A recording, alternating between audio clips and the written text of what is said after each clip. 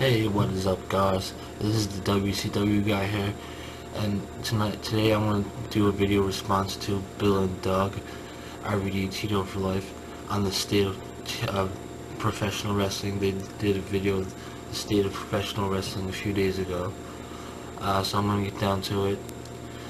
TNA, yes, they have silly matches, like casket match gimmicks are silly, but it's mainstream appeal and it's entertainment, so as cheesy as wrestling can be.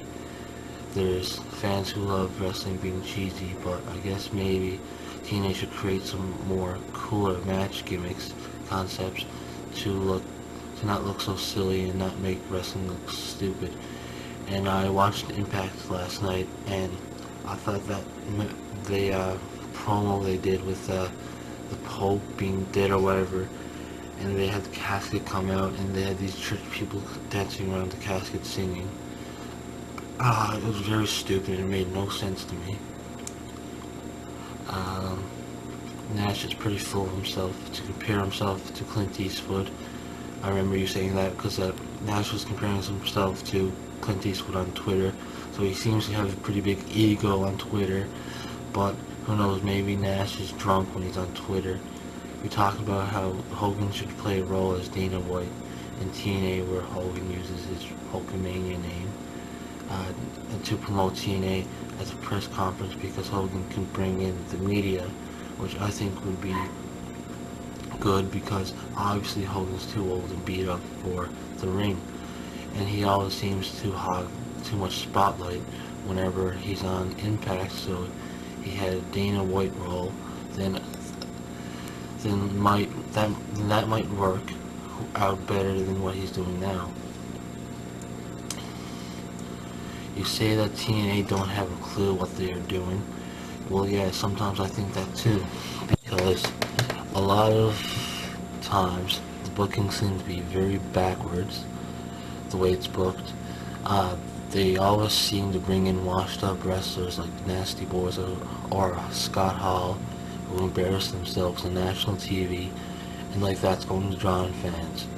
You were saying how Hulk Hogan was pissed off at you on when he watched your last video on TNA getting scary. Well, yeah, he called you an ass clown on Twitter. I read that on Twitter. You pretty much spoke your opinion, and you spoke the truth that Hogan's legacy is destroyed because of his divorce and all this mess that he got into with his son.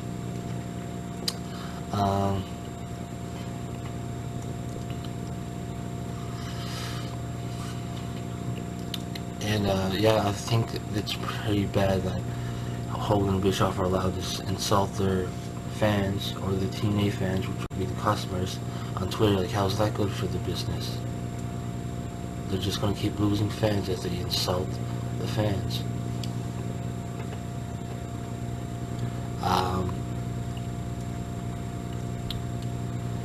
You talk about how TNA's become a lot like WCW this year, of Hogan, Bischoff, and Fortune being like horsemen.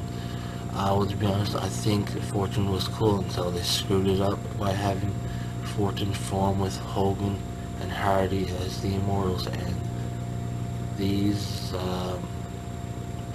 and there's like 7 people in Fortune, so as they attempted to be like 4 horsemen, they failed. But I think TNA has been so much like WCW over the past few years by bringing in former WCW stars like Booker T, Sting, and Steiner Brothers, Disco Inferno. The list goes on with former WCW stars in TNA over the years. You say how TNA needs to make their brawls look more believable. Well, I'll probably agree with you on that.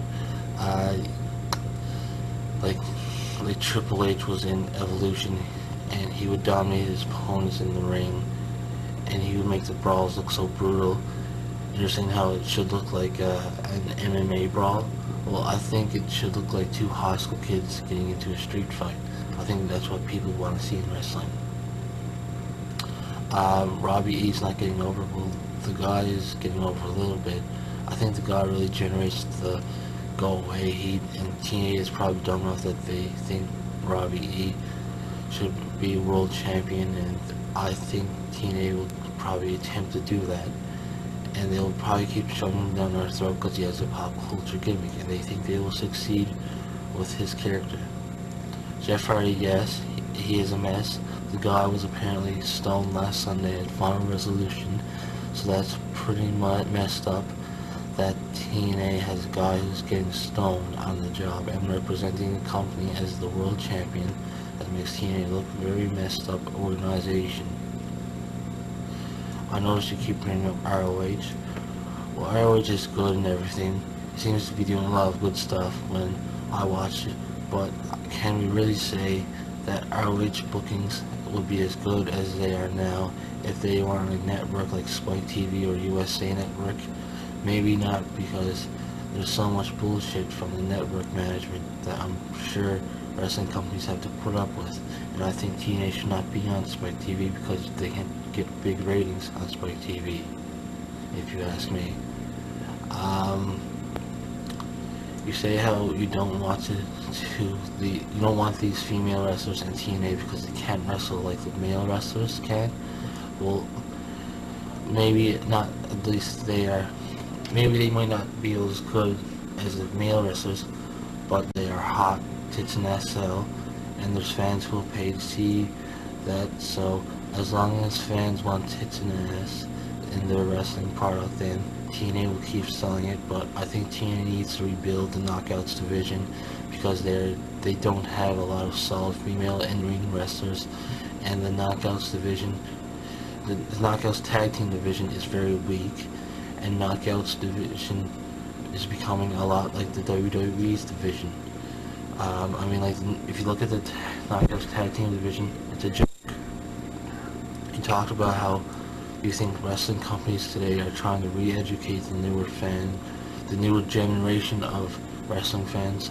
So like WWE, they try telling the kids and women that on what kind of wrestling they should like, and so the product in WWE now and what it's been like for the past 3 years, WWE probably does try convincing the kids and women that it's a good wrestling product, and try telling them that that's what they want. Because these kids and women probably didn't watch wrestling any more than 5 or 10 years ago, so they wouldn't understand. You talked about how The Miz is no WWE Championship level. Well, I think WWE is making him look very weak as a champion, but I think that Miz has paid his dues in WWE, so I think he deserves it. Just because of The Miz, it was on a reality show on MTV doesn't mean he can't be a wrestler. So maybe The Miz probably couldn't work a 30-minute solid match, but I'm sure he can keep training to improve his in-ring skills. And he's pretty good on the mic. I agree with you on Wade Barrett, though. I think Wade Barrett sucks because he's dead on the mic, he's boring, and he doesn't have a believable finisher. Last thing he said was the fans don't need TNA, it's TNA needs the fans. I'm going to agree with you on that because TNA is losing their fan base, and if TNA loses all the fans, then they will be out of business. TNA is shooting themselves in the foot, and it's not that hard to fix it. You said the same thing about Vince McMahon is losing fans because his pay-per-view buy rates are dropping, but WWE will have their women and children demographic, so as long as they have them and their merchandise keeps selling, they make so much money off their Cena shirts and WWE action figures. WWE will stay in business.